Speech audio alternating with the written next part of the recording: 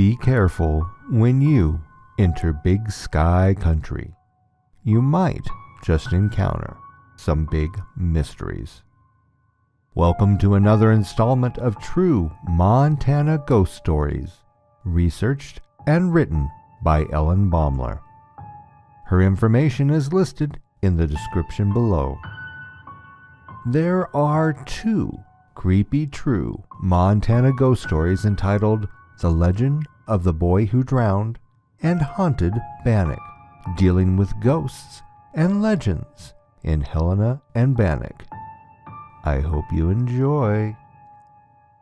If you like these creepy Montana historical ghost tales, please hit that subscribe button along with the notification button so you make sure not to miss a video. Or if you are looking for truly scary encounters with ghosts, demons, cryptids, and more, check out some of my other videos in the links above. Now, relax and enjoy some more true Montana ghost stories. Haunted Bannack. The history of the town of Bannack is full of tragedy. There were hangings, shootings, and illnesses. Many of Bannack's dead lie buried on the hillside in the town's lonely cemetery. And not all of them rest in peace.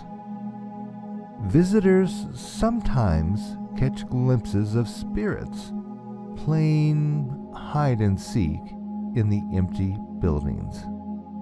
Sometimes you can hear their lonely cries as the wind carries their voices into the surrounding hills. Gold discovered on nearby Grasshopper Creek in 1862 brought miners across the mountains and over the Continental Divide. They were hungry for golden treasure. The town of Bannack quickly sprouted up, becoming the capital of Montana Territory in 1864. The Mead Hotel is one of Bannack's most haunted places. There are good reasons. The large brick hotel once served as the courthouse, where dramatic and highly emotional trials took place. And in 1877, the brick structure was the best place to hide when rumors circulated that Chief Joseph and a band of Nez Perce Indians were coming to attack Bannack. Terrified men, women, and children blocked the doors with furniture and huddled inside for a whole week. Although the Nez Perce never came, surely the terrible fear of attack left an impression in the old building. Then in 1888, Dr. John S. Mead and his wife, Louisa, moved to Bannack with their large family. The Meads bought the old courthouse and remodeled it as the Mead Hotel. The courtroom and county headquarters became a lobby, parlors, and dining hall, and the offices upstairs became bedrooms. Louisa set the tables with white linen, and guests enjoyed delicious meals prepared in the kitchen at the back. The Mead children grew up in Bannack. They played in the hotel and explored the mine tailings left near the banks of Grasshopper Creek.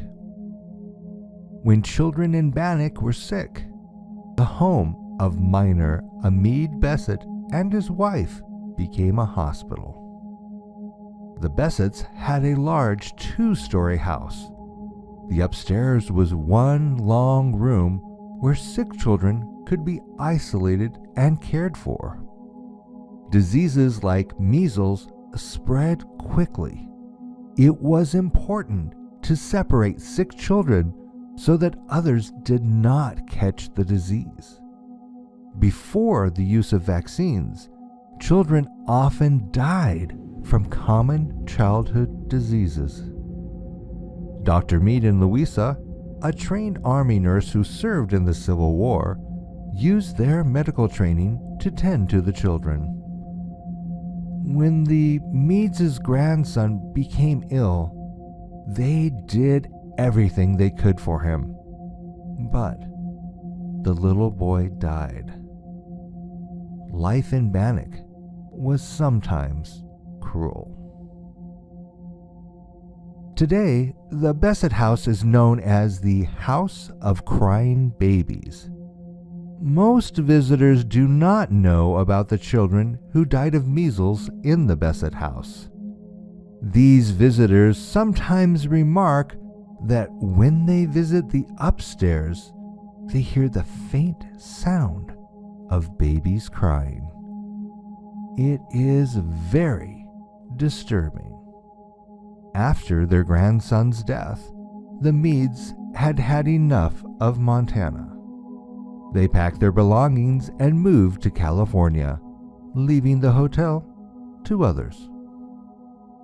The years went by, and Bannack had many terrible tragedies for a town so small. 3-year-old Velma Thompson drowned in Grasshopper Creek in 1909. In 1911, 2 little children died when their house burned down. After the Meades left, Rufus Matthew and his wife Monty took over running the Meade Hotel. The Matthews had 4 children. Their youngest child, Bertie, spent much of her childhood roaming the halls of a converted courthouse. She was only 10 when her father died, and she and her sisters helped their mother with the hotel. When Bertie was 15, the Dunn family moved to Bannack. The Dunns had a daughter, Dorothy, who is exactly Bertie's age. There were few children in Bannack, and Bertie was thrilled to have someone her own age in town. Dorothy and Bertie became best friends. On a hot August afternoon in 1916, Dorothy, her sister Fern, and their friend Ruth Warnick waded into Grasshopper Creek just down the way from town. The water felt cool and inviting. Forgetting the danger, the girls waded out from the bank into a place where the water made a little pool. 20 years before, dredge boats moved up and down the creek. They had worked this area, taking big bites out of the creek bottom to get the gold buried there. Dorothy, Fern, and Ruth all knew the dredging had left the creek bed uneven, but they were so hot and the water felt so good that before they knew it, they had waded too far out. Suddenly, the ground disappeared beneath their feet. They stepped off a shelf into water 9 feet deep, carved out by the dredge. None of the girls could swim. 12-year-old Smith Paddock heard their screams and ran to help. He pulled Ruth and Fern out of the water, but Dorothy went under and never came up. The hole made by the dredge where the creek bed gives way to deep water is known to this day as Dorothy's Hole. Bertie took the loss of her friend very hard. Sometime after Dorothy's death, Bertie was upstairs in the hotel, making beds. She looked up from her work to see the ghost of her dead friend. She instantly knew who it was because Bertie recognized the long blue dress Dorothy wore. Bertie lived to be 91, and she remembered this experience as if it were yesterday. But it was one subject gentle Bertie did not want to talk about. over the years, others have had eerie experiences in the old hotel. The building has a special kind of energy.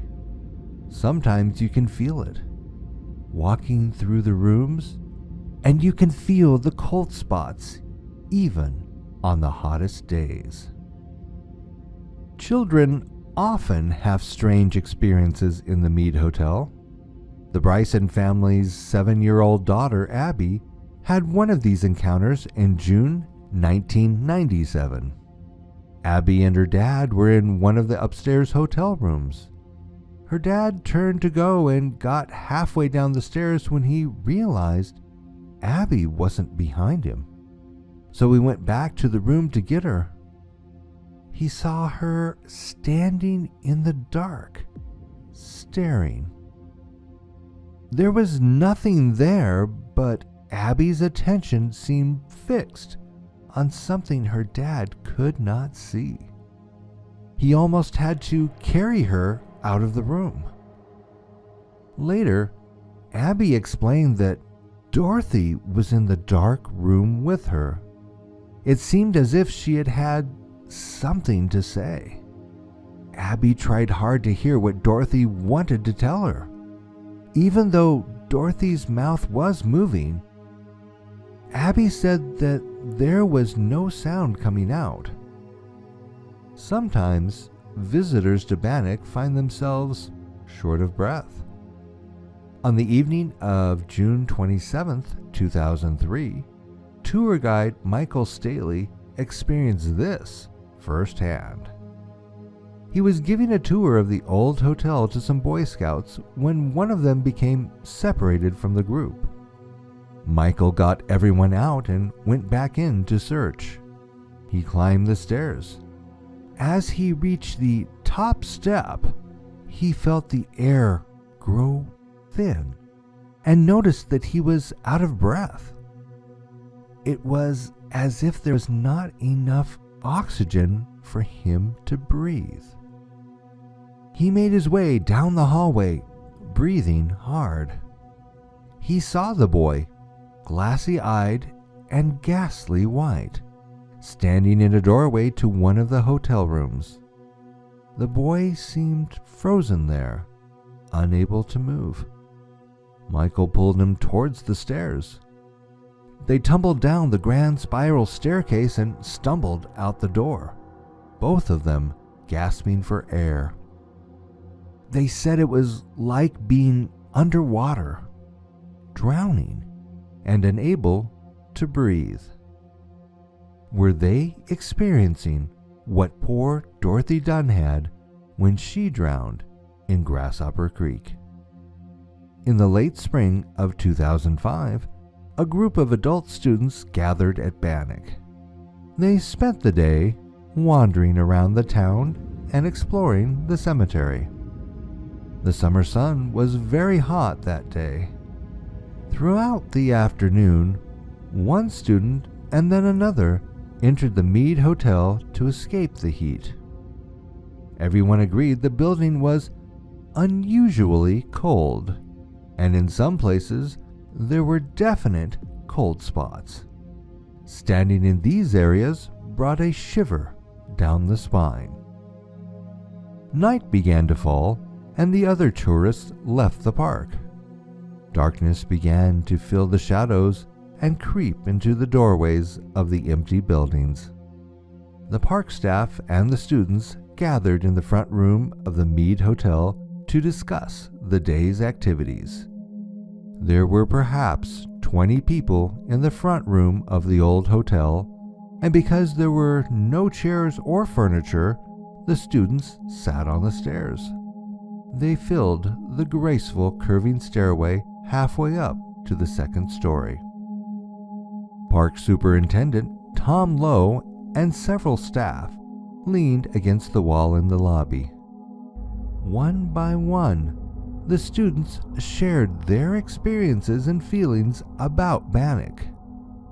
Group leader Patrick Marsalek of Helena had been careful to make sure the students did not know much of the history of the Mead Hotel or its haunted tales. Each person took a turn sharing his or her feelings. Almost everyone mentioned the odd, clammy cold spots in certain rooms of the Mead Hotel. None of the students, however, knew about Dorothy Dunn. An hour later, the Mead was in total darkness. Eyes adjusted to the pitch black, and you could barely make out the shapes of the people sitting on the stairway. Only one student, Kim Newman, had not spoken. Kim got up from her seat near the bottom of the stairs and stood in the middle of the room. She told about a dream she had. "I don't know what this means, but a few nights ago I had a vivid dream about our trip to Bannack. I dreamed that I was standing in the middle of this room in the Mead Hotel, just as I am now. I knew it was the Mead, and I was barefoot. I could feel the wood floor beneath my feet. I looked up and everything was blurry, like I was underwater at the bottom of a pool. Then I dreamed that I opened my mouth to speak, and water gushed out all over the floor. It was the strangest thing." When Kim finished sharing her dream, she seemed out of breath. She took her seat on the stairs. Tom, the park superintendent, took over and stepped into the center of the room. He turned on a flashlight and began to tell the story of Dorothy Dunn. Everyone in the room that night agreed that something strange happened. Tom told the story of Dorothy's drowning. Then he told about the apparition Bertie saw upstairs in the hotel. The upstairs was in complete darkness, but you could just make out the top of the stairway. Suddenly, from somewhere deep in the rooms upstairs, there was a sound. Maybe it was just the old building settling. Whatever it was, everyone heard it. And the energy was so thick you could cut it with a knife. It was very dark when the group got up to leave. As Kathy Martinka left the old hotel with the crowd, she turned and snapped a quick photo in the deep moonlight. The photograph is full of orbs, floating circular objects that some believe reveal supernatural activity. The Mead Hotel has another curious secret. There is a steel vault in what was once the office of the county treasurer. The vault is like a large walk-in closet. In the building's lifetime as a courthouse, the vault was a place where many county officials stored records and courtroom evidence that needed locking up. The county treasurer's wife and children hid in the vault during the Nez Perce scare. The door is very heavy, and when it is shut, inside the vault there is no light at all, except for one tiny pinprick. A peephole in the center of the door lets in a tiny amount of light. But when the light is just right, it catches one of the large front windows and acts like a projector. If you stand inside the vault with the door closed, the reflection of the window appears, life-size, on the wall inside the vault. Because of this odd and ghostly shadow, they call it Dorothy's window. The tragedies at Bannack seem to forever remain a part of the town. Painful memories drift through the empty buildings, peek around the corners in the old hotel, and cry out. Pick a quiet afternoon and see for yourself. The Legend of the Boy Who Drowned. does a restless spirit roam the lofty halls of the former Great Falls Central High School? Could it be the ghost of a student from the distant past? Or is it something else? Built back in 1896, the large 2.5-story school was constructed in an unusual way. First, sheep herders drove a herd of sheep around the site 100 times to trample down the dirt. Then builders transported huge logs to Great Falls by floating them down the Missouri River. These logs, shaved flat on all 4 sides, became the beams for the floor supports, the attic framework, and the stairways. The massive blocks of sandstone that formed the walls came from a quarry near Helena. The original blackboards are still in place after more than a century. Laughter from students long ago seemed to echo through the rooms. Today, the sturdy stone walls hold memories and maybe something more. Some of the school's former students believe that the building is haunted. According to the legend, the ghost was the victim of a tragic drowning. The legend of the boy who drowned goes back as far as 1930. As the story goes, a boy at the school was deathly afraid of water. Historic maps of the building show that the old part of the basement once had a swimming pool, called a plunge. It is said that a boy was standing at the edge of the plunge, which was 10 feet deep all around. His friends were acting silly and pushed him in. Perhaps they did not know that the boy could not swim. The boy disappeared below the surface and did not come up. After that, school officials drained the plunge, closed it up, and locked the door. The Great Falls newspaper carried no headlines about the accident. Those who believe in the drowning think that the school district wanted to cover up the terrible accident. The old school closed in 1975, and its halls went quiet. A few years later, it reopened as an art museum called Paris Gibson Square, named after the founder of Great Falls. It wasn't long before museum staff heard the tale about the boy who drowned. Did it really happen? If there was a drowning, what was the real story? And is there a ghost in Paris Gibson Square? In 1999, reporter Carol Bradley of the Great Falls Tribune set out to discover, once and for all, the truth behind the legendary drowning.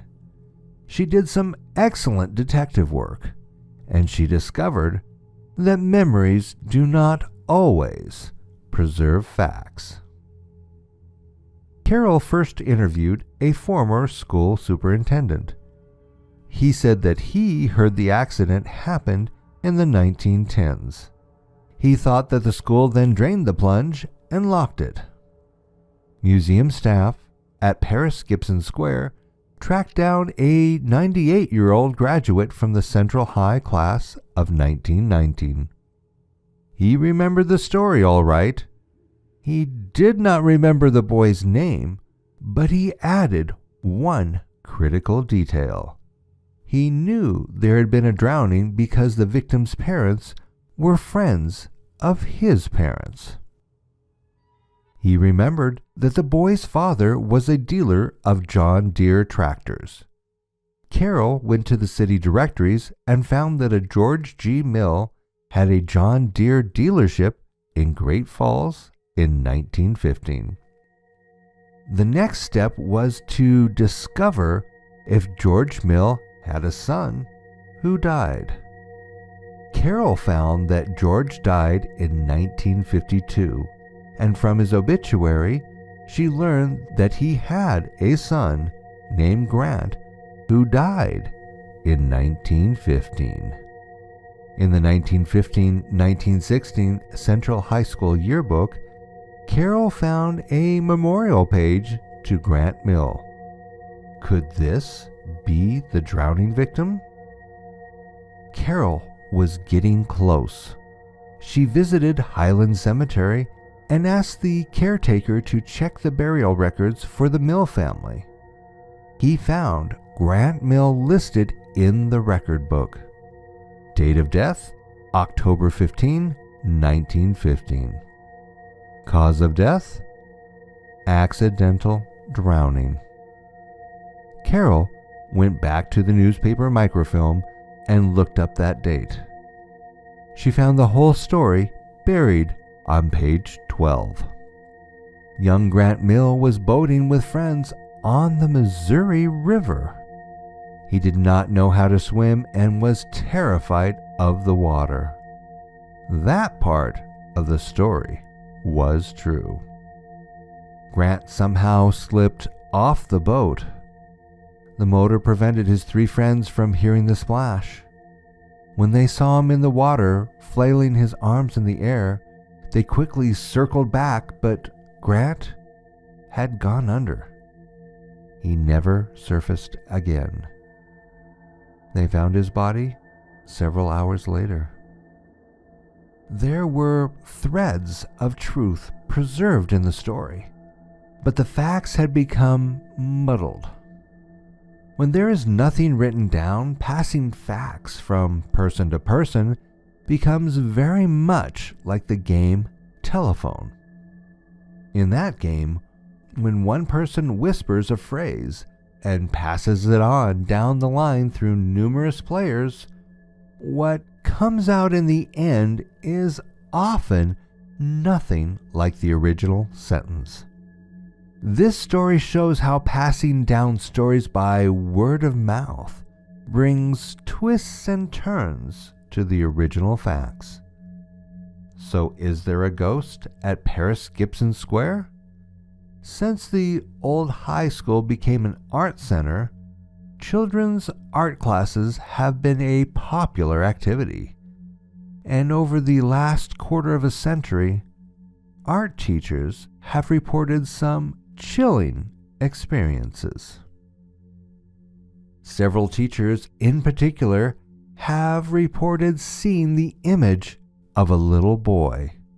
One of these teachers had a class of first and second graders during the fall of 2001. One day, the students had been painting. Several of the children asked to take their paintings home, but they went off and forgot them. The class was over and the teacher stood at the sink cleaning the paintbrushes. She heard what sounded like footsteps enter the room. Out of the corner of her eye, she saw a little boy wearing a striped shirt. He was the same height and age of the students in her class, so she assumed it was one of her aspiring little artists. "Please wait a minute," said the teacher, "and I will help you find your painting." The teacher turned away to put down the paintbrushes. When she looked back, a few seconds later, the little boy was gone. She walked out into the hallway and looked up and down. No one was there. She asked the man working the front desk if he had seen a little boy in a striped shirt. He said that they had been alone in the building for the past 45 minutes.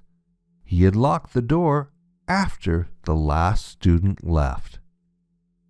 The teacher shivered when she heard this, and a wave of goosebumps spread over her. She had seen the little boy just 20 minutes before. Was this little boy a ghost or something else? Children work hard at what they love.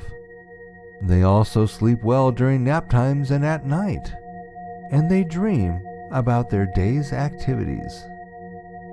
Sometimes, when people dream very hard and vividly about a place, their essence appears to people in the place they are dreaming about.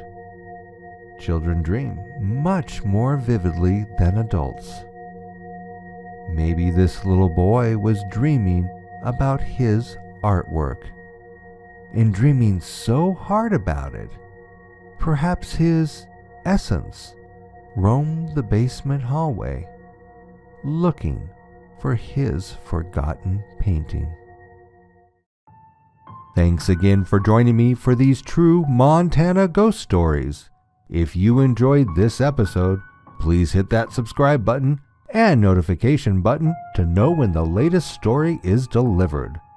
Want to hear your true or fictional scary story narrated by me on this channel? See the description below for how to submit your story. Please consider submitting, especially if it's a true Montana tale. Now, remember that ghost stories are sometimes just ways of dealing with grief for those departed. And sometimes they are things we don't understand. Spirits, the afterlife, or the projection of the essence or soul. There are so many questions, but will we ever receive any answers? I'll see you in your nightmares. Good night.